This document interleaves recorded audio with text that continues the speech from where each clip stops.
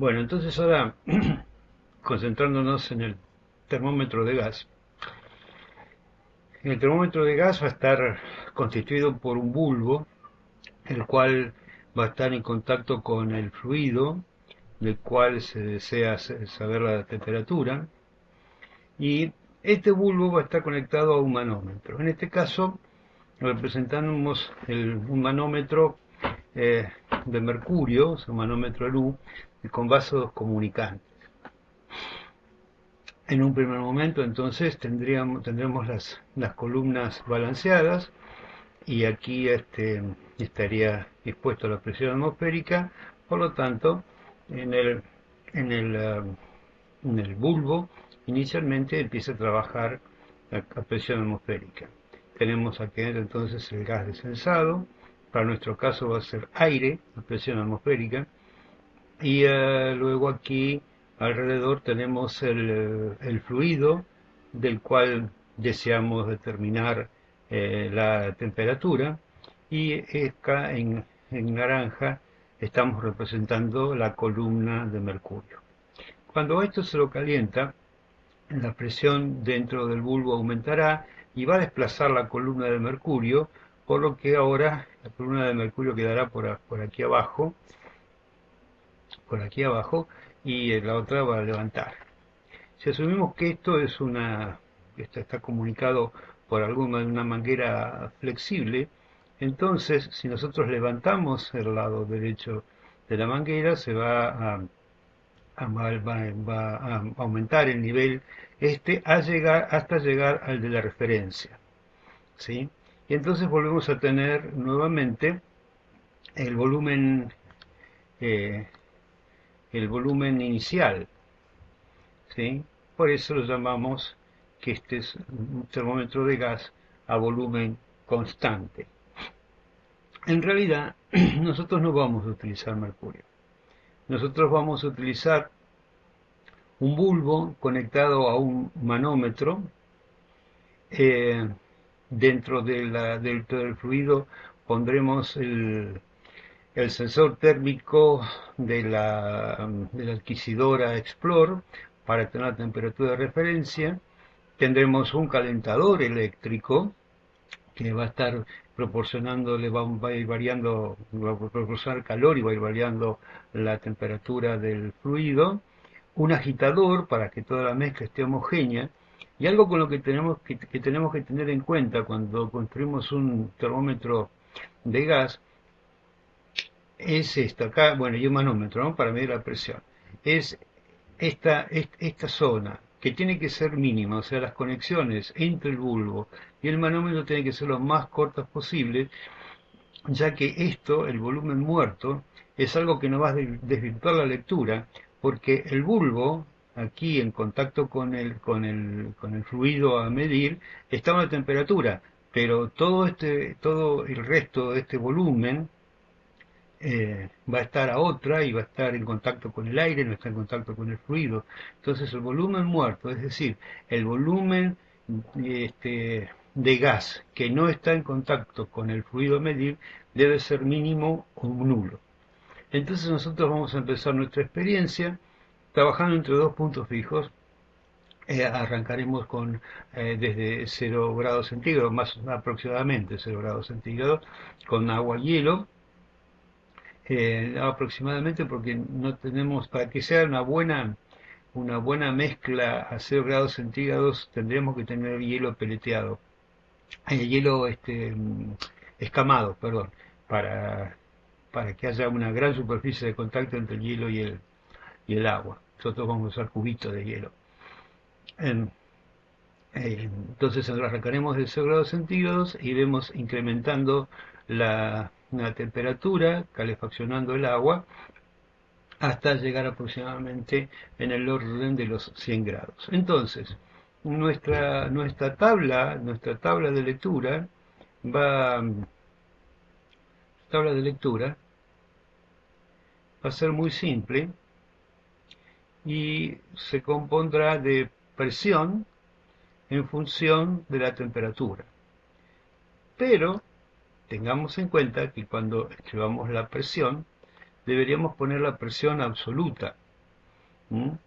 Eso es que la presión absoluta va a ser igual a la presión manométrica, es decir, la que lee el manómetro, más la presión atmosférica. ¿Mm? Entonces, acá vendría la presión absoluta y aquí la temperatura, vamos a anotarla para que después nos podamos sorprender con los resultados. La temperatura en grados centígrados. ¿Sí? Bien, y aquí las lecturas. ¿Esto qué nos va a dar? Esto, en primera instancia, si lo graficamos como presión absoluta en atmósferas, en función de la temperatura de referencia en grados centígrados, o sea, esta presión se lee, no voy a hacer la raya porque voy a enchastrar todo, esta presión se lee en el manómetro y esta temperatura se lee en el Explore, ¿sí? en la adquisidora, que va a ser la temperatura de referencia. No pierdan de vista que nosotros queremos hacer un aparato que mida temperatura. En este momento lo estamos calibrando. ¿Qué curva vamos a sacar de acá? Bueno, es una recta. Y entonces eh, a 0 grados centígrado vamos a estar a presión atmosférica y vamos a obtener puntos que van a ajustar a una recta, o sea, vamos a obtener puntos y después haremos una regresión lineal para ajustarlos, lo cual obtendremos una recta de la que conoceremos una pendiente de valor K, ¿m? Y podríamos escribir entonces que la presión va a tener una expresión de la forma K por la temperatura más la presión atmosférica, y esa sería la ecuación de la recta. Ahora, esto nos puede llevar a una pregunta muy interesante, y es, ¿a qué temperatura corresponderá la extrapolación? Vamos a ponerlo en este color, la extrapolación, escala exagerada mía, por cierto, la extrapolación para presión igual a cero. Bueno, busquen en el libro y esta temperatura va a ser muy interesante. Es por eso que esta experiencia es canónica en los cursos de termodinámica, porque nos da la idea de que existe una escala absoluta para la temperatura. ¿Sí? Existe una escala absoluta. Finalmente, ¿y eso qué quiere decir que existe una escala absoluta? Que si yo empiezo a otra presión, voy a obtener otra pendiente que va a ir a morir al mismo punto. Y cambio el gas y empiezo con otra presión y voy a ir a morir al mismo punto. Eso significa que tengo una escala absoluta. Yo acá, por ejemplo, en este caso, podría ser que yo empiece con el aire a 100 grados centígrados. Hay algunos problemas técnicos para hacer eso. Por ejemplo, el primer problema técnico es que para empezar con el aire a 100 grados centígrados, esto tendría que estar destapado y entonces me empieza a entrar vapor adentro del bulbo y me desvirtúa todas las medidas posteriores. Tendría que hacer alguna forma de que esto esté tapado y operar muy rápidamente para conectar el bulbo, o hacerlo con una conexión acá con llavecitas,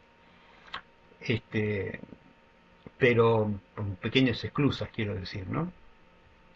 Pero si yo empezara, por ejemplo, a 100 grados centígrados a presión atmosférica, eso es decir, el agua caliente agua a la máxima temperatura y esto destapado, después conecto y hago ahora las medidas caminando para atrás, digamos, bajando la temperatura, refrigerando el sistema, voy a llegar a otra presión cuando tengo 0 grados, por cierto, una presión menor que la atmosférica.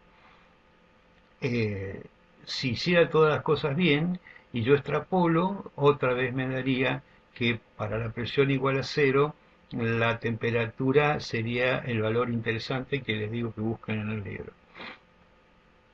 Eso quiere decir que existe una escala absoluta. Un experimento simple, pero que nos lleva a un resultado notable. Finalmente, como curva de calibración, nosotros deberíamos expresar aquí temperatura en función, en función de la presión, ¿sí? En función de la presión. Y acá podríamos usar la presión manométrica, ¿sí? Nos convendría, es decir, la que indica el, el, este, el manómetro sin sumarle la atmosférica, ¿no? O sea, esta presión manométrica. Entonces, para presión manométrica 0, que va a ser la referencia con la que nosotros arranquemos, puede ser la atmosférica u otra de nuestro paladar inicial, vamos a tener una temperatura que expresarla, convendría expresarla en grados centígrados, ¿sí? Eh,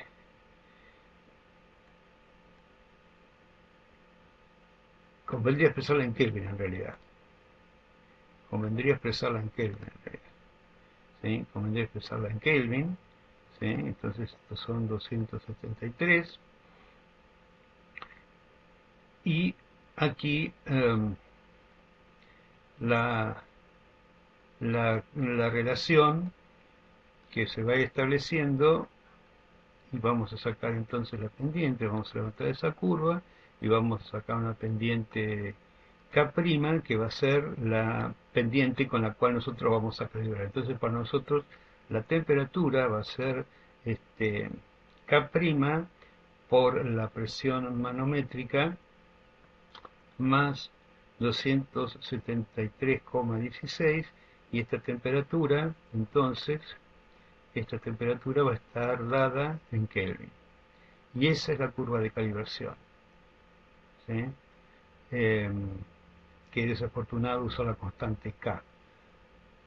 Bueno, cambiemos todo a